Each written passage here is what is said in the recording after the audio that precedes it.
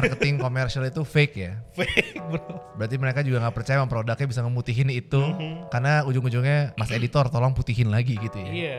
Gue gak nemu apa yang gue cari gitu. Apa hasil dari teknologi AI yang hari ini menurut lu paling gila yang lu udah pernah coba? Film school gak wajib. Anak-anak produksian yang suka di lapangan bilang, itu ntar di post pro aja, itu di post pro aja, itu di editing aja. Itu gimana, apa pesan lu buat mereka? Siapa tuh lu bisa ngomong nih. Cara gue lebih cepet nih, hasilnya sama, gak ada di mana-mana. Ngapain gue?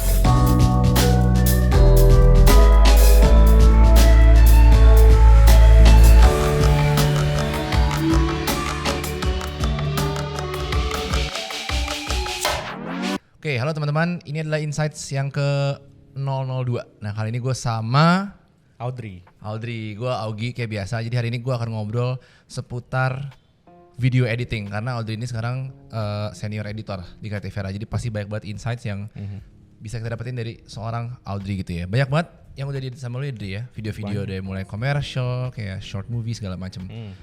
Pertanyaan pertama gue adalah, gue nggak basa-basi orangnya. Kalau mau tahu lebih lanjut tentang Audrey, stalk aja dimanapun.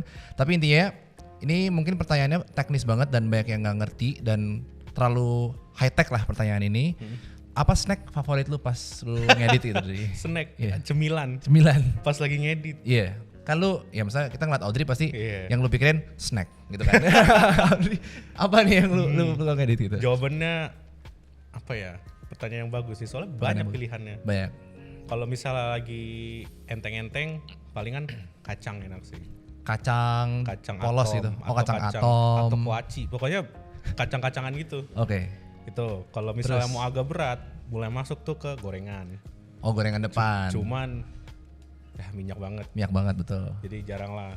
Yeah. Terus habis itu bisa apa lagi ya? Mentoknya nih martabak. Martabak mentok sih. Martabak. itu udah mulai berat tuh. Itu bukan berat lagi sih. Iya. Makanya. Terus Oke. next gitu lah. Pecel katanya.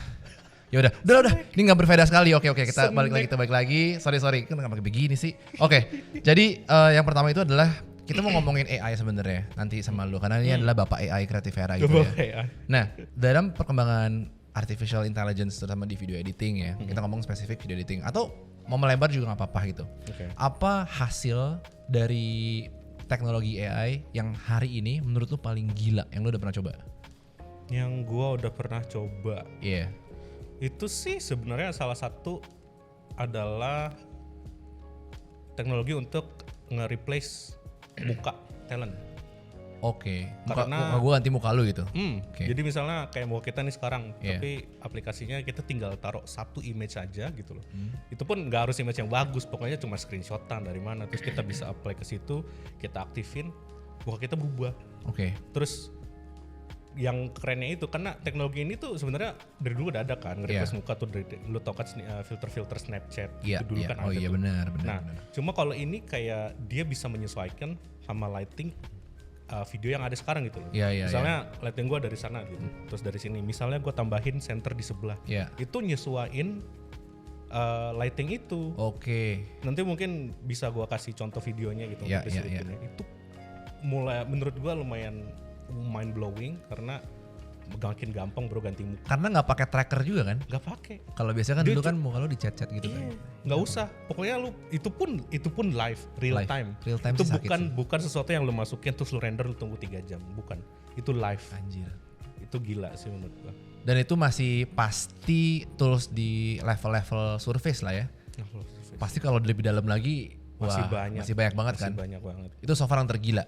Itu yang tergila dan termudah untuk dilakukan. Oke. Gue gara-gara itu gue jadi kepikiran sama kerjaan gue sendiri. Jadi pakai AI gitu ya. Gue sih pakai GPT-4. Sebenarnya itu alat yang udah orang sering pakai.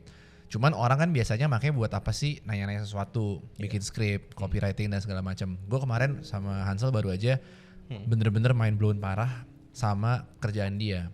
Jadi kita lagi nge-pitch sesuatu, intinya dokumennya itu tuh dari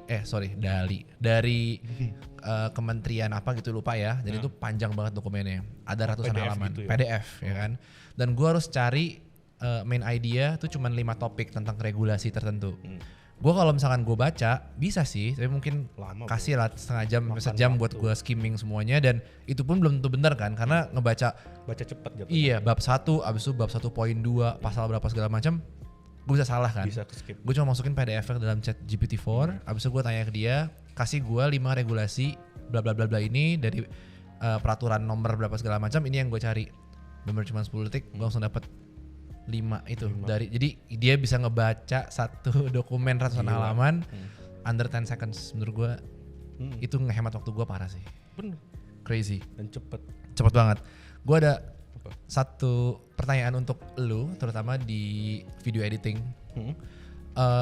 Skill video editing sekarang kan apa ya, tetap penting skill video editing orang gitu kan. Cuman ada gak sih satu spesifik yang tentang skill set video editing yang lu bakal takutin di masa depan gitu, yang mungkin lu takut kayak sekarang lu masih bisa ini, cuman kedepannya mungkin udah digantiin atau segala macam.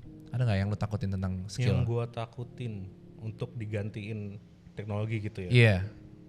Sebenarnya yang gua takutin adalah kalau misalnya dia udah mulai pinter mewarnai footage. Oke, mewarnai. Karena di situ dimana kita bisa mengekspresikan emosi. Oke. Karena kalau misalnya kalau kita ngomong soal rough cut untuk apa, mungkin udah ada lah tools yang masih bisa, yang udah bisa rough cut dan lain-lain. Tapi rough cut itu pun juga bukan bagian besar dari apa ya? Kayak itu step 1 gitu loh. Iya. Dan kalau misalnya ada tools yang bisa bantu gue buat rough cut, dan gue nggak mau toolsnya buat perfect gitu. Yang penting bantu gue potong-potong sebutuhnya itu untuk dipotong gitu. Gue pasti bakal adjust lagi. Dan itu gue nggak takut. Yang gue takut kalau misalnya mereka udah bisa ngewarnain dan warnanya tuh sesuai kemauan kita gitu. Kita cuma masukin bikin footage ini jadi sedih. Padahal footage-nya gembira gitu. Atau misalnya scene-nya terang atau apa, tapi dia bisa bikin footage itu warnanya jadi sedih dan lain-lain. Ya, yang itu yang menurut gue bakal lebih serem lagi kalau misalnya bisa sampai situ. Seremnya tuh maksudnya bisa terancam kan? Bisa terancam. Kalau color grading orang biasanya grading sendiri. Tapi kayak itu bakal gampang deh, kayaknya bisa deh. Menurut gue gampang. Itu nggak lama lagi. Menurut gue paling nggak nyampe 3 tahun. Pasti sih. Pasti udah bisa color grading ya kayak gue bilang tadi, tinggal diketik lu mau apa jadi apa. Itu pasti deket. Itu pasti nggak jauh. Bener sih, gue kemajuan AI itu lebih cepat daripada gue bisa absorb gitu, karena gue masih belajarin yang 1 tapi sekarang udah 2.0 to 3.0 gitu-gitu kan. Jadi perkembangannya secepat itu. Lu bilang 3 tahun mungkin sebenarnya enggak. Bisa jadi 3 tahun bulan. Tahun depan tiba-tiba. Kita nggak pernah tahu anjir. Nah, di video editing, terutama buat video editor, animator, kan singgungan lah ya. Apa skill yang paling menurut lu underrated yang orang jarang ngomongin sebenarnya? Ini nih skill ini kalau nggak ada lu kelar sih. Apa itu menurut lo? Balik ke rough cut tadi. Karena potongan nge-cut itu walaupun yang gue bilang tadi bisa dibantu, kalau misalnya ada AI yang bisa bantu itu bagus. Dan udah ada sebenarnya kan. Cuman itu yang membangun story di video apapun itu yang membangun pace-nya, itu yang membangun kayak informasi yang masuk apa aja gitu. Dan itu menurut gue underrated. Kalau misalnya orang kan mikirnya yang kayak gue bilang tadi semua sekedar rough cut. Sebenarnya maksud gue bukan kayak meremehkan. Karena semua orang bisa. Cuman untuk memaster itu butuh apa ya? Butuh waktu. Butuh experience.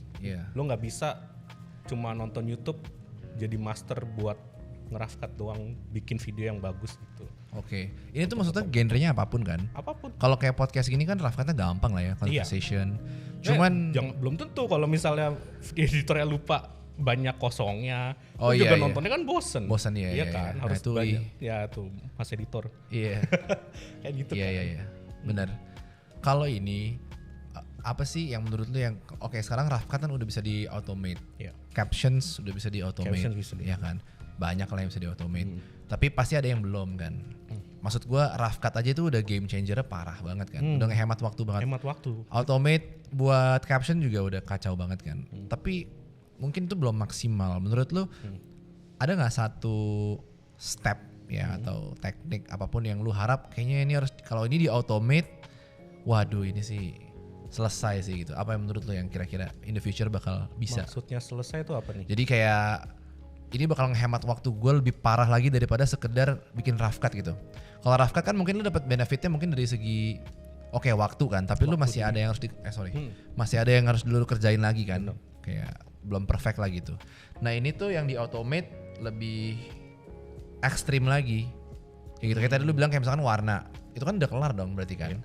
Atau kalau gue nih misalkan ekstrimnya, kalau versi gue ya biar lu ada gambaran, gue cuman taruh misalkan sebagai contoh podcast ini misalkan, gue kasih 3 file video karena ada 3 angle dan ada 1-2 channel audio misalkan. Gue taruh, gue kasih prompt, terus gue minta vibe-nya kayak gimana, lagunya kayak gimana, terus gue minta misalkan udah masukin B-rolls misalkan. Atau kayak gue ketik lagi misalkan ketika gue ngomong background gue berubah misalkan gitu. Itu kan kayak ekstrim banget kan? Ekstrim sih. Ekstrim banget kan? Menurut lu, tapi kan itu perspektif gue sebagai consumer gitu loh. Kalau dari lu sebagai yang ngerjain editing, wah apa nih satu proses itu yang kayaknya bakal mudah nih. Kalau menurut gua sound mixing. Oh, sound mixing. Iya. Karena sound itu kan setengah dari video kan. Iya. Karena ada gambar, ada audionya. Audio. Gambarnya gerak, audionya berjalan. Bener. Ngikutin gambar tersebut. Dan banyak project yang pernah gue kerjain tuh bener-bener tergantung sama soundnya juga. Iya. Soundnya banyak banget. Salah satu contohnya tuh ada MSI, gue lupa tahun 2022 apa 2023 gitu. Iya. Dia tuh yang komputer lagi main game dan lain-lain. Nah gue harus masukin suara-suara itu banyak banget. Cuman yang bikin makan waktu, gue nggak bisa asal taruh. Terus gue pikir itu bagus. Iya. Gue harus bisa bikin itu suaranya terlalu kenceng nggak atau terlalu pelan nggak gitu kan. Itu harus satu-satu gua dengerin pelan-pelan gitu loh. Gua nggak bisa cuman kayak satset terus kelar gitu kan. Itu yang kalau misalnya gua masukin audio sound terus klik optimize gitu, terus langsung suaranya enak gitu. Itu bakal game changing karena cepet banget. Biasanya gue butuh kayak seharian full untuk satu video kalau audionya banyak banget gitu. Asli. Kalau misalnya cuma satu klik bisa kelar, selesai sih. Itu kayak logikanya gitu kan. Iya. Kayak misalkan gue kayak gini terus ada kayak gitu kan. Itu kan butuh kayak taste dan logika kan. Kayak ini suaranya gak usah gede apa gimana, nutup laptop atau apa gitu-gitu kan. Ngerti sih. Ya itu gue setuju sih. Emang sekarang belum ada itu ya? Belum yang menurut gue bagus. Okay. Udah ada sih tool-tool tapi itu bukan AI ya, kayak tool cuman jatuhnya algoritma doang, kayak sound ini kegedean sama dia dikit sini, kayak gitu-gitu doang. Gitu. Tapi dia nggak tahu ini sound apa sih. Gitu. Kalau AI tuh sekarang udah bisa sound categorization gitu kan. Kita masukin suara apa dia tahu ini tuh apa gitu. Kayak ini kita masukin suara orang ngomong dia tahu ini people speaking. Iya. Gitu. Ya tapi kita OTW ke sana sih. OTW ke sana. Gue ngeliat sekarang AI teknologi AI itu masih beta semua kan rata-rata. Masih. Semua tuh masih nyoba-nyoba. Iya kan? Jadi kayak terlalu banyak fitur, bisa ini, bisa itu segala macam, tapi setengah-setengah semua gitu loh. Benar, setengah-setengah. Makanya toolsnya tuh banyak, cuma yang bener-bener menurut gua perfect bisa dipakai gitu, ya belum banyak. Belum banyak. Belum. Paling maksud gua gini sih, yang bener-bener bisa dipakai di real life, di bisnis itu udah ChatGPT doang sih menurut gua. Sampai sekarang. Tulisan. Tapi kalau buat yang video banyak tapi masih belum media standar gitu loh masih. Karena ujung-ujungnya kalau yang untuk ngedit lu masih butuh banyak banget human input yang lain gitu. Mesti diedit lagi lah, mesti apa. Tapi emang menurut gua itu membantu mereka start pola pikir ya, maksudnya ide-ide mereka gitu loh. Iya, imajinasinya kayak misalnya susah nyari footage apa, kita bisa pakai Midjourney untuk ngebayangin itu kan. Bener. Kayak gitu. Ya sekarang di Canva aja udah lengkap banget kok. Iya. Gue udah gak ngerti kalau gak punya Canva Premium. Makanya. Udah susah sih bikin apapun di sana. Dulu langganan Premium cuma biar bisa ya pakai fitur-fitur ya. Dia nambahin AI. Iya, udah kelar sih. Lengkap bro. Yes. Lu cuma butuh Canva, ChatGPT. Iya.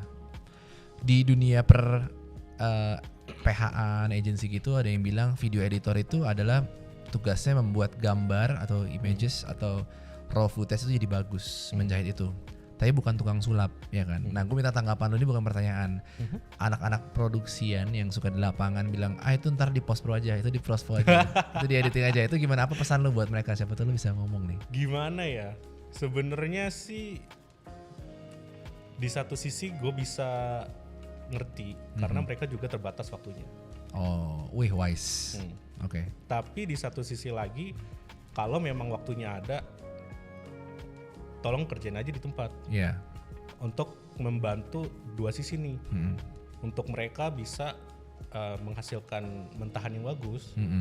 Terus kedua, kalau gue punya mentahan yang bagus, output yang gue hasilkan bisa lebih bagus lagi. Iya. Kayak gitu. Cuman kalau pasti banyak lah. Sekarang shoot tuh kan gak gampang gitu. Iya.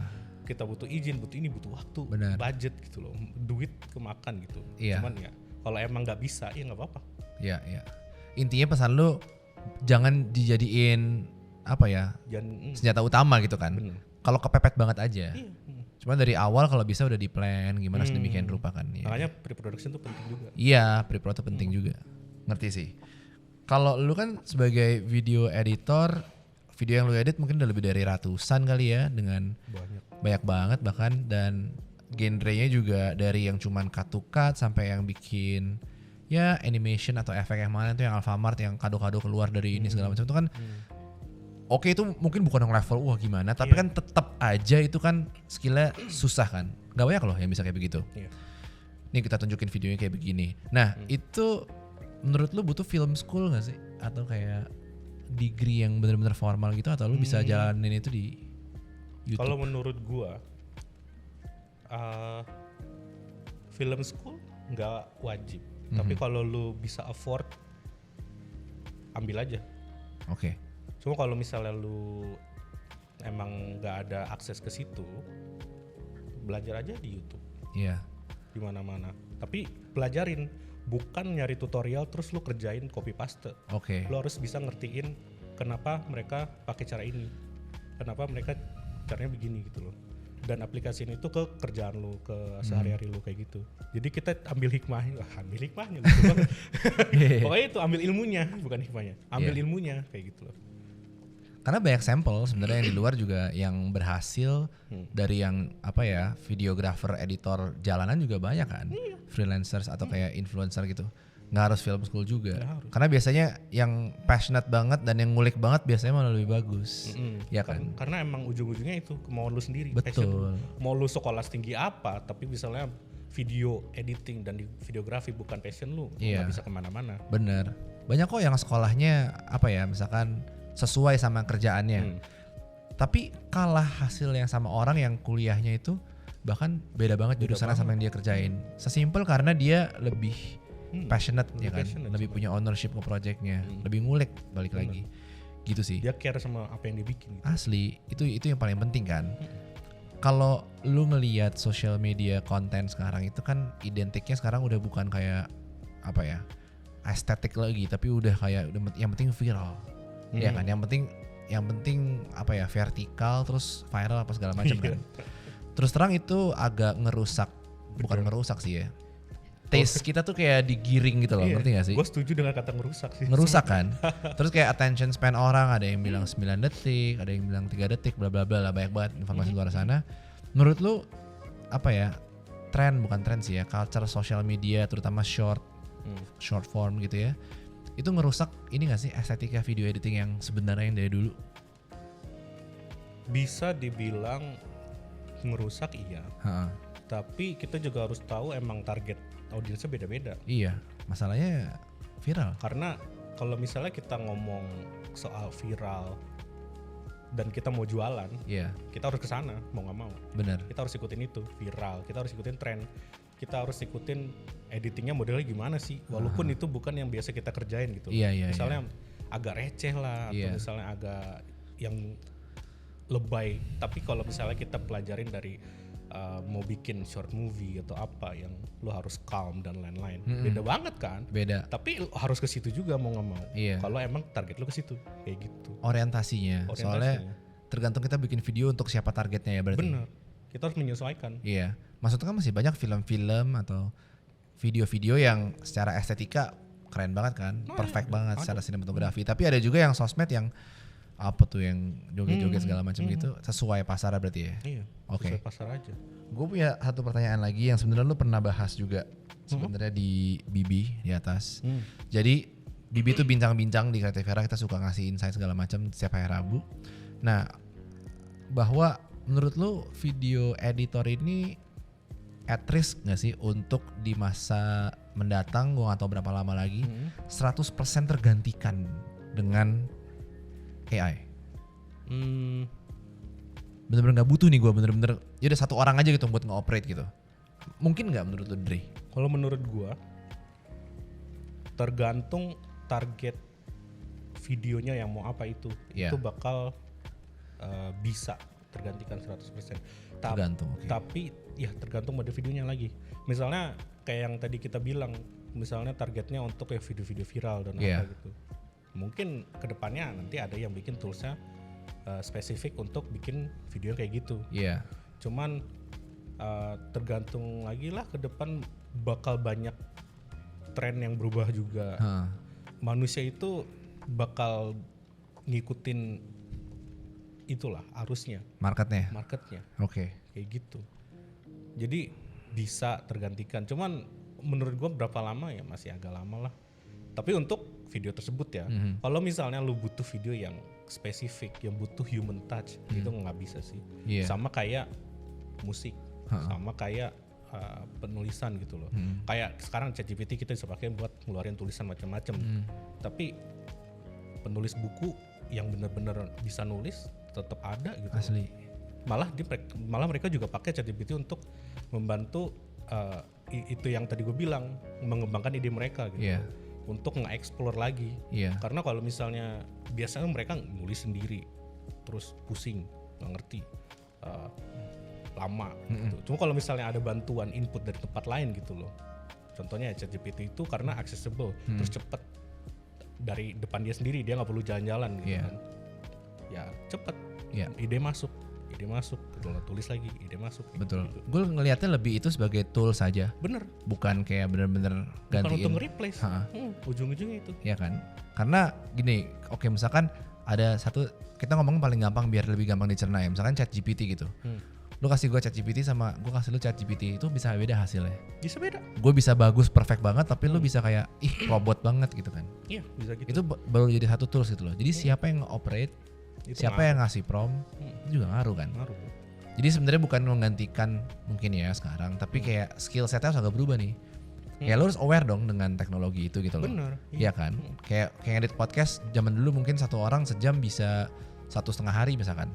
Sekarang lu mungkin bisa 10 menit.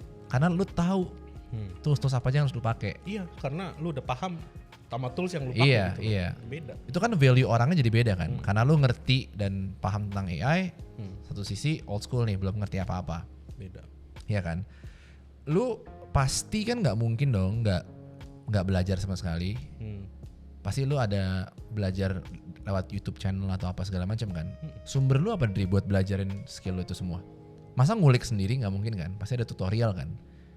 Iya, di tapi online. Campuran sih. Jadi sebenarnya learning curve itu kayak kalau lu benar-benar nggak tahu apa-apa, lu kan googling, YouTube. Terus lu cari ilmunya seperti yang gue bilang tadi. Lu cari ilmunya kenapa bisa bikin begini, pakai tools apa aja gitu. Mau bikin begini, pakai alatnya apa aja gitu. Kalau misalnya udah bisa, terus lu udah tahu, oh gue pakai alat ini untuk bikinnya kayak gini, lu explore sendiri.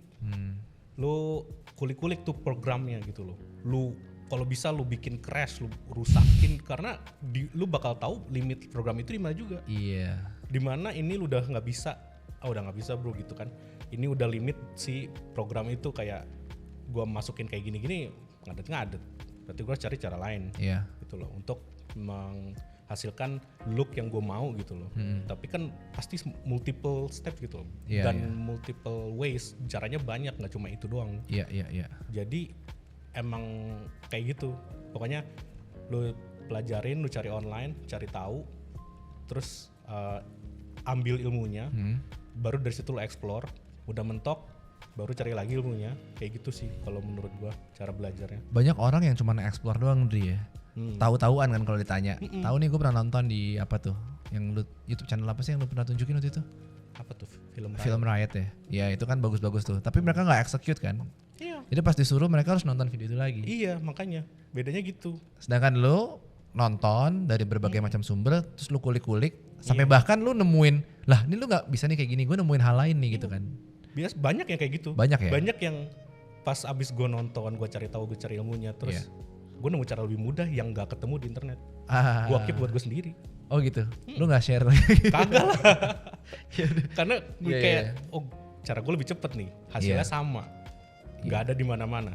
Ya ngapain gue share gitu. Iya, tapi lu dapat informasi itu, jadi seenggaknya dapat inspirasi lah, ya kan? Paling lu share ya kalau ke teman-teman kantor, pengen tahu, kasih tahu ke editor sebelah gitu kan. Iya. Lu caranya gini aja biar kerja kita cepet gitu, biar hasil yang kita mau achieve itu juga pakai cara gue aja nih. Tutorial ini kagak nyampe gitu kan. Iya. Ya tapi kan emang karena kerjaan lu juga bukan content creator yang bikinnya nggak ada tanggung jawab kan. Bener. Kalau gue mau nanya tentang tools, Dri, kayak shortcut atau kayak ya tools lah tuh atau shortcut yang selama ini lu pakai banget. Karena Audrey ini kan terkenal di kantor itu pakai mouse Thanos. Thanos, iya. Jadi kalau lihat keyboard dia itu keyboardnya panjang, terus ada yang tangan gitu. Ada yang buat satu tangan doang. Bener. Terus kalau misalnya gue bilang, Dri ini bisa gak sih kayak pindahin ke sini, cut dikit, dia tuh kayak udah lu kayak, hah lu ngapain kok tuh udah berubah. Itu tuh lu bikin sendiri atau gimana sih tools kayak gitu? Bukan bikin sendiri atau sih. Itu apa, jelasin deh. Jadi gini, yang gue pakai tuh jatuhnya kita bilang aja Macropad lah. Micropad, oke. Makro. Oh makro. Dimana kalau kosongan nggak ada apa-apanya. Kita pencet apa nggak ngaruh. Nah kita harus assign tuh shortcut yang ada di program tersebut, misalnya DaVinci Resolve. Gue mau tools buat nge-cut ada di jari ini gue, tools buat kursor di jari ini, terus buat select di sini, buat sini, pokoknya semua shortcut yang biasa orang pakai di keyboard biasa gue taruh di sebelah. Jadi makanya kalau misalnya edit, tangan gue tuh nggak ke tengah, cuman tangan kanan kiri, keyboard ini cuma buat ngetik, biasanya gitu. Jadi kayak klik, terus mouse, klik mouse. Jadi semuanya ada di sini. Iya. Cuman yang ribet itu adalah nge-assign, terus lu harus tahu apa yang lu assign. Terus muscle memory lu. Karena lu yang nge-assign lu harus tahu dong. Betul. Kalau lu pakai preset orang gitu, lu bisa cari preset orang gitu kan. Cuma lu nggak ngerti ini tombol apa sih. Lu pelajarin dulu paling. Iya. Ada learning curve-nya lah. Cuma paling sehari, 2 hari, 3 hari. Iya. Kayak stick PS aja kan. Lu mainnya klasik apa alternate gitu kan. Kalau main FIFA. Iya kan. Kayak gitu. Iya itu pro tip sih. Karena banyak yang biasanya, apalagi kayak cuman di laptop kan biasanya. Karena gue lihat lu tuh beda banget sih. Kayak cepet banget, parah. Lu udah kayak main piano, kerek. Lu langsung beres gitu loh. Iya. Itu menarik sih, Dri. Dan sekarang ketika lu ngedit video itu kan pasti lu gak jauh-jauh dari stres kan. Kita pernah lah kayak stres, maksudnya stresnya tuh bukan stres gimana ya, maksudnya kayak anjir banyak banget yang harus gue kerjain kan. Lu biasanya ini di luar teknis ya, apa cara lu untuk nge-manage stres gitu? Nge-manage stres? Iya. Kalau lagi high pressure gitu kali. Iya, high pressure, kayak deadline tapi masih numpuk gitu. Apa yang lu lakukan biasanya? Sebenarnya kalau lagi banyak kerjaan, terus capek, yang paling gampang istirahat. Oh iya. Gak ada yang spesial. Power nap ya? Itu salah satu paling gampang ya. Makan 10 menit, 20 menit, bangun-bangun seger. Biasa gue tuh ada yang kalau misalnya kerja numpuk, gue ngerasa speed gue lelet banget nih. Dikit-dikit salah, undo. Terus gue mentok apa yang harus gue ganti. Capek bro, nap bentar. Bangun-bangun ngebut lagi. Lu udah tahu kayak apa yang harus gue kerjain berikutnya. Pas di nap itu gimana ya gue jelasinnya? Karena di nap itu gue nggak blank. Pas nap senderan, tutup mata. Tapi di sini gue pikir. Tapi mata gue istirahat karena mata tuh capek kalau lagi karena kita ngeliat komputer terus, layar gitu kan. Itu yang bikin gampang capek.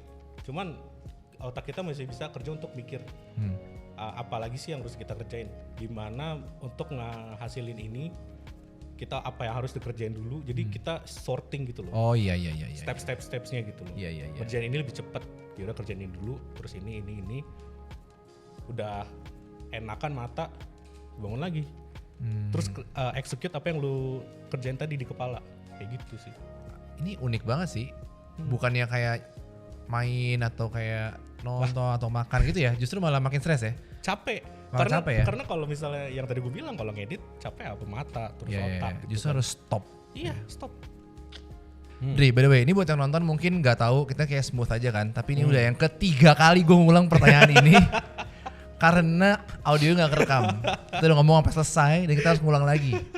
Anjir. Udah gak bisa bohong ketawa. Ya ini maksudnya gini lah, ini salah satu apa ya, gue juga, maksudnya ini intermezzo dikit ya. Gue jalanin ini tuh juga kayak learning by doing kan, gak mungkin perfect lah gitu. Untungnya kita sama-sama ngantor di sini. Kalau lu guess segala macam gue sih pusing abis sih. Yaudah gak apa anyway. Apa-apa. Gue pengen nanya untuk yang ketiga kalinya, dan gue udah gak tahu karena tadi kita ketawa, sekarang gue gak tahu bisa ketawa apa enggak. Ketawa nih gue. Oke. Apa namanya, lu pasti ada feedback klien yang lu paling lucu kan pas lu lihat. Kayak apa feedback klien yang pas lu lihat kayak lu bahkan lu pengen ketawa gitu karena buset kenapa kayak gini feedbacknya gitu, aneh banget. Ada. Apa? Ini udah 3 kali dia. Oke. Jadi gini. Aduh ya Allah, oke. Sebenarnya tetap feedbacknya tetap lucu. Gue ketawa buat dua-duanya. Jadi feedbacknya itu gue harus ngemulusin salah satu talent. Oke. Talentnya dan ketika mati gak? Ini gak mati kan? Gak mati kan, please. Please banget nih, udah 3 kali gue bahas ini coy. Please banget, oke.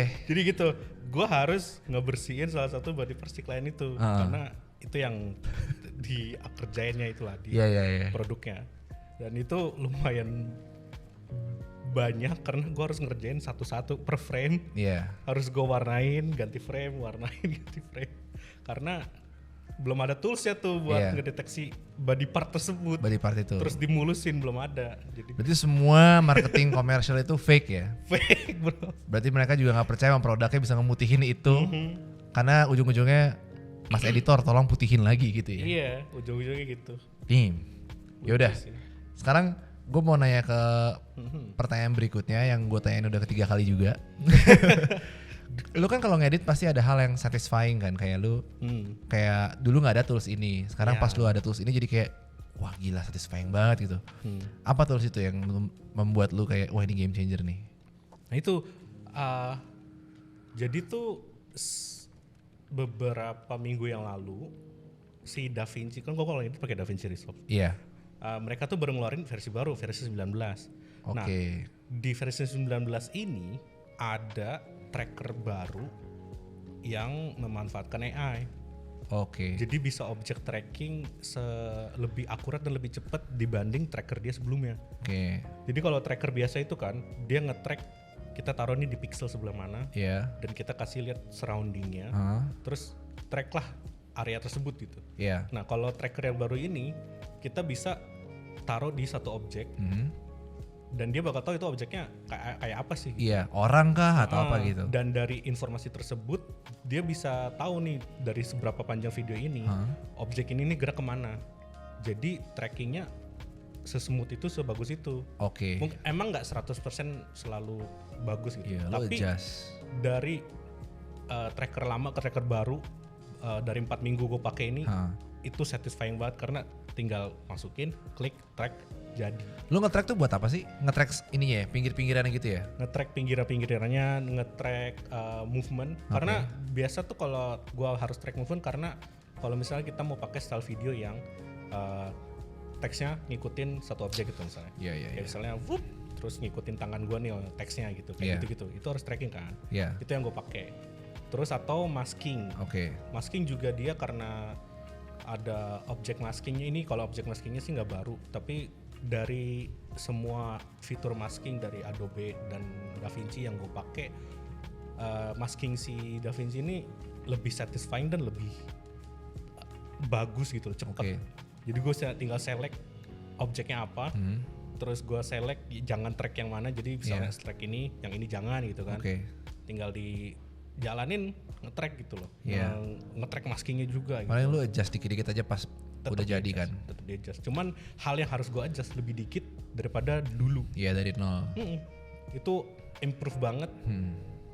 Ya baru-baru ini. Karena emang edit per frame kan capek ya. Capek bro, kayak yang tadi kita bahas itu per frame. Nah sekarang video editing itu apa ya?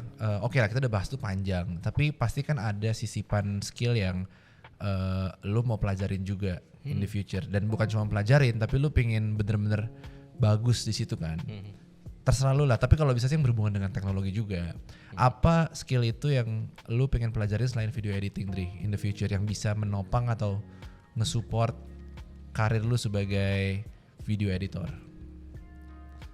Nge-support karir sebagai video editor. Iya, let's say iya misalkan kayak lu udah belajar video editing tapi lu pengen belajar tentang kayak gitu. Kayak misalkan AI developer misalkan. Itu kan sebenarnya agak mirip tuh. Misalnya editor kan butuh kayak konsentrasi tinggi dan fokus kan. Sedangkan itu juga itu beda industri total tapi pasti cara berpikirnya apa segala macam mirip kan. Sebenarnya nggak jauh dari apa yang lu bilang. Apa tuh? Ke developer. Coding. Okay. Jadi sebenarnya selain dari video editing ini, kalau di waktu free gua misalnya di rumah gitu, gua belajar untuk coding. Oke. Gua ngulik-ngulik programming gitu kan. Terus gua coba bikin sesuatu. Gua udah coba bikin salah satu browser extension gitulah. Oke. Terus jadi use case-nya ini sebenarnya karena gua nggak nemu apa yang gue cari gitu loh. Iya. Jadi gue butuh browser extension yang bisa, misalnya gue kadang tuh mau nge-translate sesuatu, tapi nggak bisa gue blok nih teksnya. Oke. Itu kan ribet. Kalau misalnya lu mau translate dari gambar, terus tapi di web page terus gue nggak bisa, gimana gue selectnya nih buat ngasih ke Google Translate gitu kan? Itu nggak bisa. Nah gue bikin tools di mana gue tinggal ngeblok tuh area, jadi kayak screenshot lah. Iya, terus dia ngebaca teks. Iya, langsung keluar teksnya lagi. Itu kemarin gue bikin itu buat gue sendiri dan gue paling gak nyampe seminggu. Gara-gara ChatGPT. Gara-gara ChatGPT? Lu suruh dia bikinin? Gue gak ada background coding sama sekali. Gila ya. Gue minta, tapi bukan yang gue minta bikinin terus langsung jadi. Ada troubleshootnya, mereka ada salahnya juga. Cuman kita ulang-ulang aja, kita kasih tahu errornya di mana, terus tolong kasih bantuan lagi, kita kasih tahu kita mau apa gitu loh. Jadi kerja bareng sama dia, jadi tools gitu loh. Bisa jadi. Dan itu sebenarnya udah ada di Canva, Dri. Gue baru tahu juga kemarin. Jadi image kan itu bentuknya JPEG atau PNG kan. Lu nggak bisa blok itunya kan, teksnya kan. Lu ada kayak satu tools yang lu tinggal kayak tadi gitu, lu screenshot, nanti dia baca teksnya. Nah iya. Keren sih itu. Iya. Harus masuk ke Canva. Langsung Canva. Iya. Kalau gue bisa di mana aja. Iya lu extension. Karena extension, nah itu yang gue mau maksud gue. Iya. Seru sekali sih. Tapi bagus, mantep. By the way, gue mau ke atas nih. Karena gue harus kerjaan yang lain. Ya kan? Sama. Lu juga kan soalnya kan. Sama. Kita sebenarnya ini cuma berapa menit nih gue nggak tahu, tapi sebenarnya lebih lama daripada ini karena 3 kali ulang tadi. Lebih lama tadi. Jadi kayaknya mungkin ini dulu kali deh ya minggu ini. Sip. Semoga kedepannya kita bakal bisa bahas yang lain lagi. Atau kita nge-breakdown suatu editing segala macam. Ya kan? Itu seru kan nge-breakdown. Itu aja paling ya. Kalau gitu ya Dri ya. Thank you banget udah mau ngeluangin waktunya 1,5 jam ini buat rekaman. Ya gue Audrey. Kalau gitu kita semoga akan ketemu lagi di apps berikutnya.